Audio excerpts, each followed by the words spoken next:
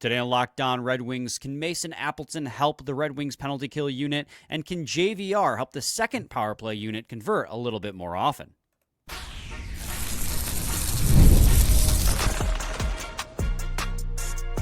You're Locked On Red Wings, your daily podcast on the Detroit Red Wings. Part of the Locked On Podcast Network, your team every day.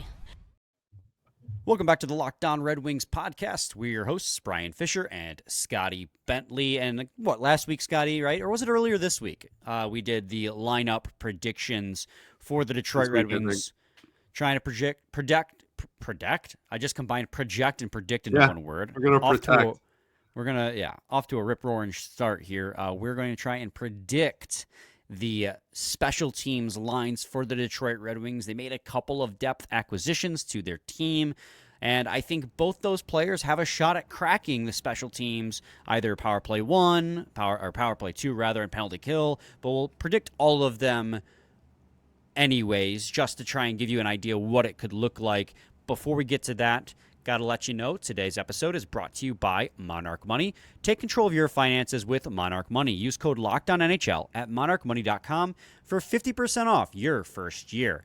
Scotty, I think we should start probably with power play unit 1, just the power play in general.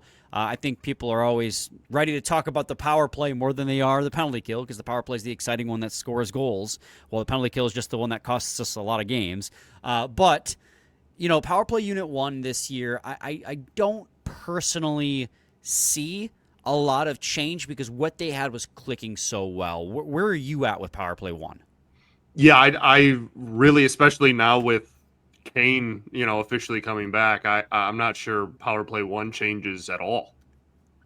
Right, and just for a refresher, your power play 1 was Larkin, Raymond, DeBrincat, Kane as your forwards. Raymond and DeBrincat would kind of switch off who's playing bumper, who's playing net front. Kane obviously would play, not bumper, on the flank versus net front. Kane would play on the opposite flank.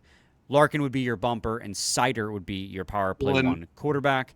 And it just works so well. Kane even just Kane. It was just get the puck to Patrick Kane. It was really the mindset of the power play for most of the season. He is, the flank and he's out there on the wing, but he would, walk the puck up top sometimes, or he would just be the quarterback from the wing, right? Like it's I don't know. It's so cool to watch because it's the strategy we've seen a million times, but it's like tilted on its side. It's like, okay, let's let Patrick Kane be the quarterback, even though he's off on the wing and whatnot. And then obviously Seider did a great job moving up to power play 1 from power play 2 from 2 years ago to last year. So that was a really encouraging thing. When Ghost left, there was a big. We didn't really question it. We were like, yeah, he'll do it and be great. But there was he'll be fine. Some skepticism in the fan base about, that loss on the power play 1 unit. And clearly it was nothing to worry about at all because the power play was fantastic. Yeah, the Red Wings power play finished 4th in the league, 27%. A lot of it was that first unit, right? I think the only question here, because I think most Red Wings fans are okay with that power play unit 1 returning with all of that scoring talent there. The only question is can a guy like Marco Kasper maybe wiggle his way onto that top power play unit? And man, as much as I'd love to see that, just with how well that's clicking, I don't see it. The only thing I can maybe see is as a net front presence, because he's such a dog down low. The net front guy also, all the flanks too will go behind the net and retrieve the puck if it goes back there. But, they just had such good synergy. Maybe if it slumps, they try something new. But to start the season, I think that it's just chalk. Yeah, I agree with you. Again, the biggest question, and not even just Kasper versus everybody on power play 1, it's just the rest of the entire roster. You're like, oh, I want to make a change for who? Who are you picking off of power play 1, right? You're certainly not touching Seider or Kane. I don't know. I don't think you're moving on from Larkin.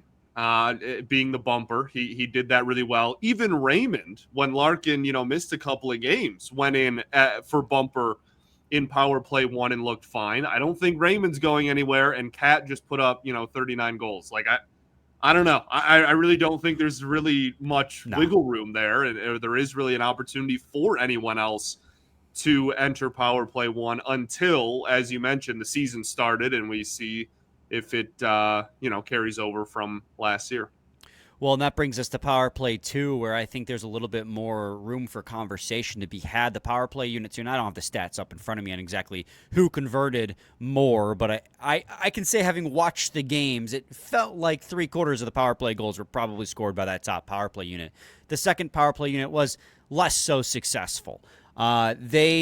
Last season they tried it out a lot of the time. Comfer, Rasmussen, Gustafsson, Berggren, Tarasenko. A lot of the times, I think more so than Rasmussen on that. But now Tarasenko's gone, and you've brought in James Van Riemsdyk.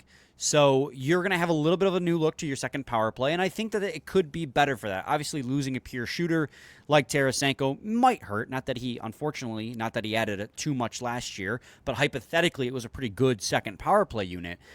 This year, I think you can probably, in my estimation, and tell me if you're thinking differently, I would have JVR as your net front because he is one of the best puck deflectors in the game. You have Casper on one flank, if not your bumper, and he'd be with JT Compher, who would be your flank or your bumper, depending on who you want to be your bumper in that situation, Casper or JT Compher.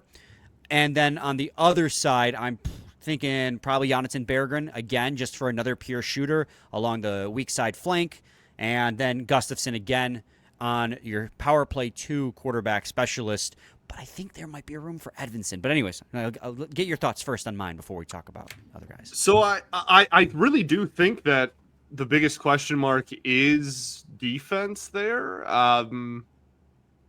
Yeah, and like obviously we talked about the potential impact of a trade for somebody on the blue line and how that would affect power play 2 as well. I like the forwards you picked. I think JVR kind of makes a ton of sense on power play 2. I think that's honestly a slam dunk. I don't really even hesitate to do that, and especially if he's going to be a bottom 6 guy, it's an opportunity to get him on the ice more, which is something, again, like he would have been pretty high up the Red Wings point producers list last season. So yeah, I really have no problem with the forwards there. I really think the question is, what do you do with the defensemen on power play 2? Yeah, I think that Rasmussen is the odd man out here on the forward side with JVR being brought in. I think JVR is a high danger upgrade over Michael Rasmussen. I think Berggren, is going to be comparable to what Tarasenko was giving you, maybe even a little bit better on the power play at least. And Casper just is wholly an upgrade over top of all of that. But yeah, the defense is an interesting one. I mean, you brought in Gustafsson to be a power play quarterback, so I think that you probably start the season with him there. But I think that at some point this season, Edvinsson's going to get a look because that's another one of his skill sets. He has offense in him. We saw that last season. So I think that if it's not this year, it'll be the year after that. You'll see Edvinsson take over some power play time. So I think there's definitely a conversation to be had there. As I do think Michael Rasmussen, could cycle in on that second unit as well. Again, in that net front role, just depends on who's performing better at that time. Does a second unit need of shakeup? But JVR, I think, is an upgrade in that high danger area, especially with puck deflections. But I think Rasmussen can fill that role too. So I think power play unit 2 overall is a upgrade right now. Yeah, I'd agree with you. I also think that there's a conversation to be had. I mean, you mentioned like Berggren there. When we did our lineup card projection earlier in the week, we had him as the 13th forward. So like if that is the case, then he's not going to be obviously on power play 2, which means that you might pretty easily be able to still have Rasmussen be the net front presence while JVR is on power play 2 as well, and he's the odd man out.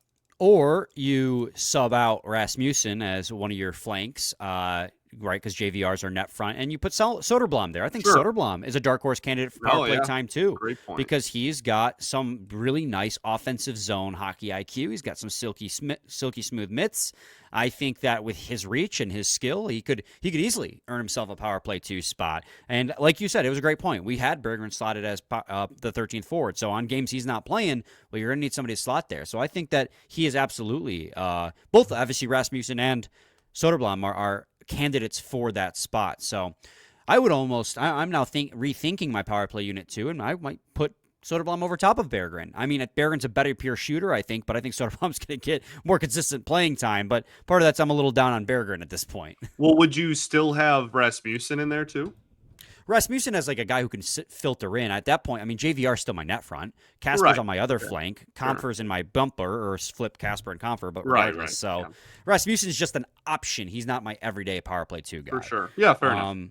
So right now I have my power play 2 as JVR net front, Soderblom / Berggren on one flank, Casper on the other flank, Compher in my bumper, and then Gus on the point as power play quarterback.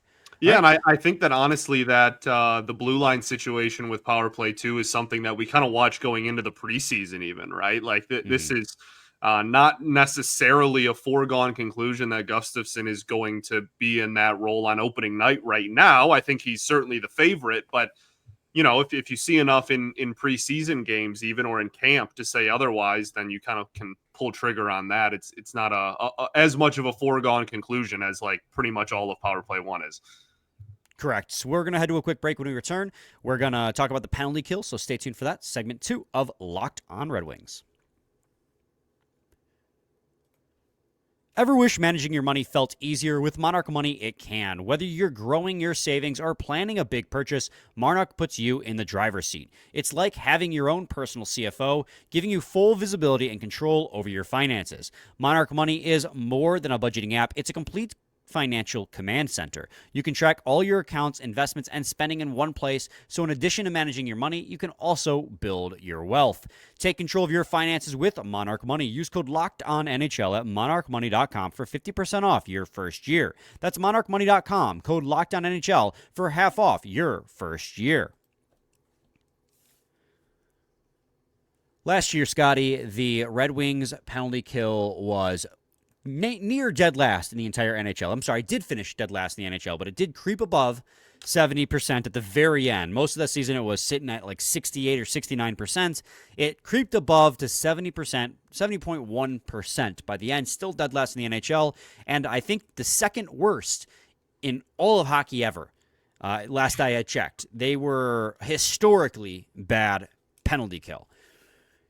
Not even with the acquisition of Mason Appleton, Scotty, but with the new coaching staff and an entire training camp to implement their own system and tear down and rebuild how this team plays on special teams and an acquisition of a new goaltender. Do you expect, rather, this penalty kill to improve? I certainly hope so. I feel like this is also kind of a situation where what am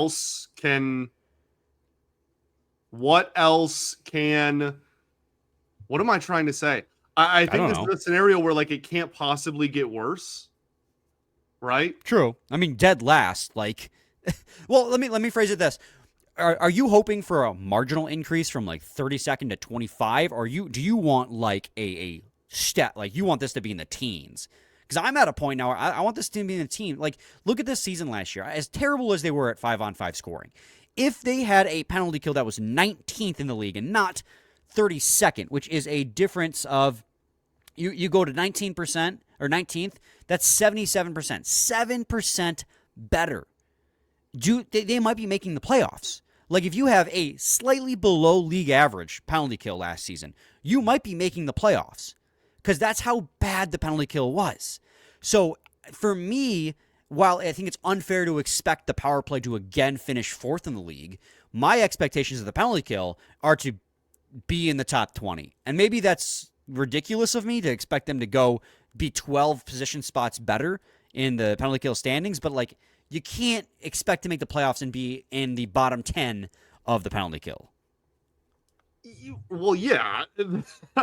I just I am still so at a loss for how bad it was that like because it wasn't like this was a trend, years in the making. It wasn't like 2 seasons ago the Wings were horrible and then lost people on top of that, whatever. Like they were a solid unit 2 years ago and then just completely imploded. And so part of me, this is like really lazy analysis, and I fully admit that, but like part of me is almost just kind of banking on a little bit of like regression to the mean in the sense of like, okay, like that was so bad. And we know that this group that is mostly the same players is not that bad of a penalty kill over a very large sample size before last season. I just can't imagine that they are as bad as they were this past year for this upcoming season. So, I mean, we'll see. That's not to say you just don't touch it and you go, oh, like, it'll just like magically fix itself. No, clearly something was very wrong and something needs to be addressed. But at the same time, I think a little bit, maybe a few percentage points here and there Right. can kind of just be chalked up to like, okay, it's not going to be as bad as it was last year. The players that are on this unit are better than that. So, when taking a look at your penalty kill units, right? Starting off with penalty kill unit 1, who do you have slotted in there as your first unit? I mean, is it ridiculous to not have mostly the same like people? Like they haven't really done a lot. Like either they Right. haven't really added a ton of penalty kill options externally. I mean, you mentioned Appleton earlier in the show. Like, obviously, he's somebody you want to add to the penalty kill.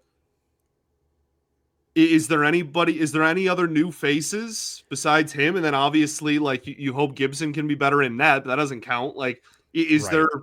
there really a ton of other new external options outside of him? Yeah, for me, it's not about the external options. It's about the internal growth, right? Again, it's that coaching staff implementing a system that this team can actually play, Sure. goaltending that Well, can make a sure. save on the penalty kill. I think Appleton probably slots in as second unit if he does. I think your top units probably Comfer, Larkin, Sider, and Sherratt. I mean, ideal world, you have Edvinsson and Sider together, but if you do that, you split the pairs up, which makes it harder to bring them back together at even strength. Sure. So they'll probably run chalk pair 1, pair 2, be your penalty kill 1 and penalty kill 2 as far as defense goes. And I like Comfer and Sherratt as your first line penalty kill. 1, Comfer's a 2. He had a bad year last year, and I have to believe he's going to rebound somewhat here this year. But Comfer's a right shot forward, and Larkin's a left shot forward.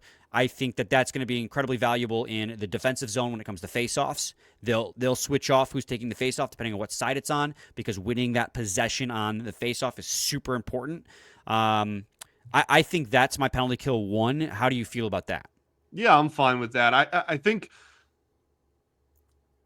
I don't know. It's interesting when the coaching switch happened, how the penalty kill recovered for a little bit and then went back down into the gutter, right? Like that was kind of recovered right, still, yeah. right. I don't mean recovered in the sense that they like flew up the rankings. I just mean for a Right. couple of weeks there, it wasn't terrible, and we They were like, weren't dead okay, like last. right, like they're a bottom 10 unit, but they're not the worst in hockey. And then they went back to that eventually. So I think the point that you've brought up a couple of times this summer, just about getting a full training camp and preseason under their belts with, this new system, hopefully, and whatnot, will certainly be good for everybody. They're not going to have to learn anything new on the fly. That being said, again, there's not a handful of like new names to choose from either necessarily. So yeah, I mean, I'm fine with that. All right, we're headed to another quick break. When we return, we'll talk about penalty kill unit 2. I think, again, just like or power play unit 2, there's a little bit more of a conversation to be had because you use your best players on power play 1, your best players on penalty kill, and you have to choose from what's left for those second units. So stay tuned to segment 3 for unit 2.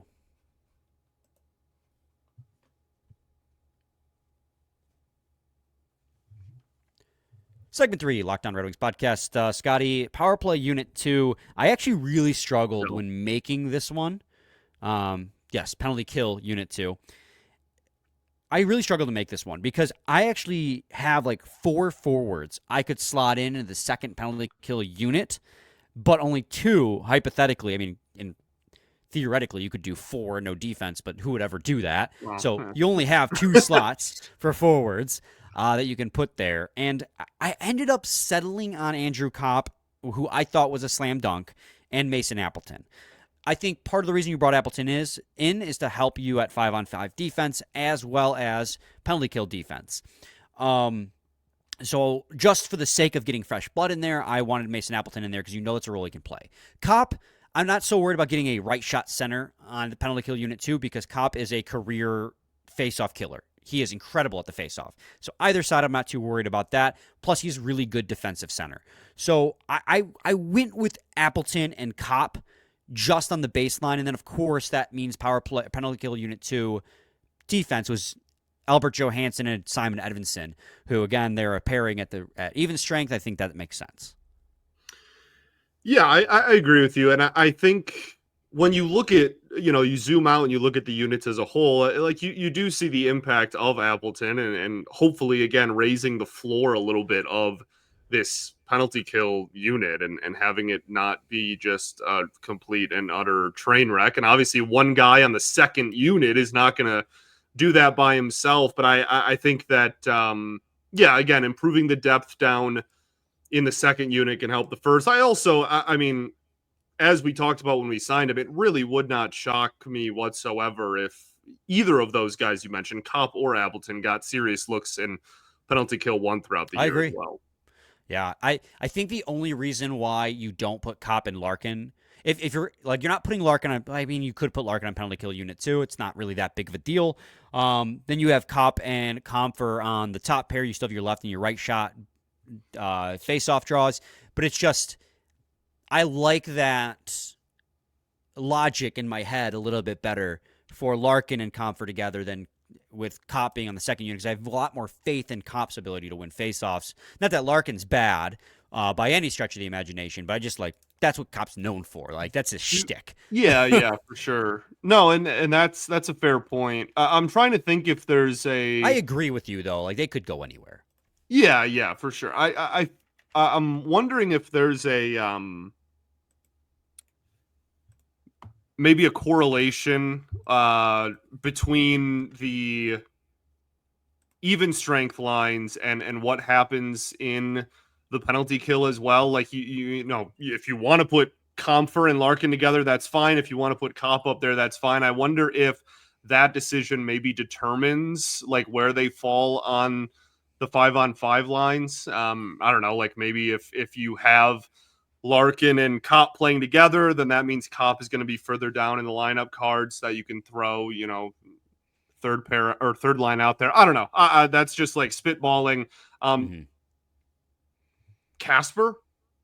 Yeah, that was the big name that I was thinking about because he's been such a proven two-way forward already. But I do want to fact check myself really quick. I've been talking a lot about how good Kopp is on the face-off circle. Dylan Larkin was actually 55% in the face-off circle this last year. So that fact alone, maybe I do pair Kopp and Comfer up. So I just want to fact check myself. Hold myself accountable to having Kopp worse just because Larkin's not good. But it does make me really think. Okay, well maybe I'm more likely to want Comfer to be with Kopp for the face-offs and have Larkin with Appleton is what I'm saying. Maybe switch that because I'm more confident. That leads me to believe Larkin is, can win either side a little bit better. That's my fault. Sure. I was misinformed. I'm sorry. I lied to the people. Yeah. But with Casper, yes, I 100% agree with you that this is a guy that I did think hard about putting him on the penalty kill. I think he will get looks on the penalty kill over probably Appleton at some point, just because he is a guy that I think can play both sides of the puck so well and has proven it. He's got such a high motor, and on that penalty kill, a high motor might come in really handy when, you have to pick and choose your spots to be aggressive on the penalty kill. But when picking and choosing your spots to be aggressive, I would want Casper to be the guy being aggressive because he's such a dog. So he is my number one candidate for filtering in. I'm not sure where it would be right now, just based on the players who are already on the roster. He'd have to Yeah, I think bump somebody early out. on, right, similar to what we saw with the power play, early on, it probably is at least somewhat similar to what we just laid out. But um, I don't know. Honestly, like out of all the names we talked about, I don't even really hate him replacing Comfer. I know that's kind of a big leap, and he was on our first unit there, but I don't want Kopp going anywhere. You mentioned what he brings to the table. Appleton, I think you kind of brought in to do this. Larkin's obviously not going anywhere, and then defense is defense. I don't know. But we'll see. And that'll be another thing, early in the season, training camp, preseason, first month or so, that we keep an eye on in regards to, Marco and if he is able to take that step. Because I think that is kind of just a natural progression with where he's at in his career. So, yeah, it's exciting. And hopefully, like you mentioned earlier, maybe not a ton of external names added, but that's an internal name that could be a big add. Yeah. A couple more names, too, just to throw them out there. Obviously, Michael Rasmussen, who's played penalty kill tons with the Detroit Red Wings. Sure. He's been good in that role, too. Another candidate to slide in where Appleton's at. And if he makes the roster, because he's still got to earn his spot. But Carter Mazer, I think, is another guy you could really easily put on the penalty kill once he earns that time. But I see that in his future for sure. So I see a pathway to this penalty kill being more than marginally better. I see this penalty kill being one of the areas on this team that could improve a lot. Now, again, improving a lot on 32nd in the league doesn't necessarily mean they're going to be like top 5. Like, I'm asking for them to be like 19th this year. Like, I'm asking them to get out of the 20s, get out of the basement, give themselves a shot in these games. They can be bottom half of the league, but still middle of the pack. I would gladly take it. Slightly below league average. So let me know what you guys think the power play and penalty kill units should look like. We're thinking what for penalty kill? Did we come up with the actual lines here? I think after, let's see, was it Larkin, Appleton, Sherratt, Sider, and then Comfer at Ajo is what we settled on after I realized that Larkin had better. Yeah, Appleton and Comfer, yeah. But again, like you said, I could see any of them going in any situation. I could see Casper playing with Larkin and Appleton not playing in the penalty kill. So it's weirdly something I'm excited to see. Probably the thing I'm most excited to see in terms of like lines this upcoming season is how the penalty kill will shake out. Let us know your guys' thoughts in the comments down below. Don't tease me too much for getting the Larkin percentage there wrong. I thought it was a little bit lower than that. I'm glad I double-checked. Scotty, final thoughts, buddy? We ball, baby. We do ball. We'll be back with a new episode tomorrow. Our final episode at 5 a week before we move to 3 a week. I'm a little excited about that. I'm going to hit the range a little bit more this summer. So you're so weird, man. Dude, I got hooked on golf last summer, and I just keep thinking about when can I get to the range? When can I get to the range? Over under 120. Days. I hit a career low 117 last week. I'll have you know. I broke 120. It's a really hard sport, man. That gave me a newfound appreciation for the people who play that game. It sure is. So, same time, same place. It's your team every day. Every day.